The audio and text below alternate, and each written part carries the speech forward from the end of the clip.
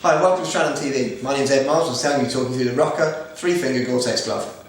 So what you've got on this glove is you've got a soft shell over the top, leather palm, scaphoid slide on the palm, allowing the palm to slide if you have an accident, taking the pressure off the scaphoid and the collarbone to reduce injury there. On the side of the finger you've got your visor wipe, soft, so it shouldn't cause you any discomfort in the finger itself. But as you can see with this glove, you've only got 3 areas for fingers to sit. Each of these areas is separated by a fleece material that's also the thermal material in the glove.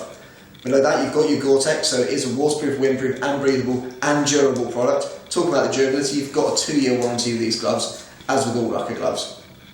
So inside, as I'm sure you're aware, this is the warmest way to keep your fingers. Keep those 2 fingers together, allows less air to pass in a smaller surface area, so you're going to keep the warmth in your fingers much better. Excellent for those that suffer from the cold and ride all year round. It's a great product at a great value price for a RUKKA product. Any more information, please see www.tranam.co.uk.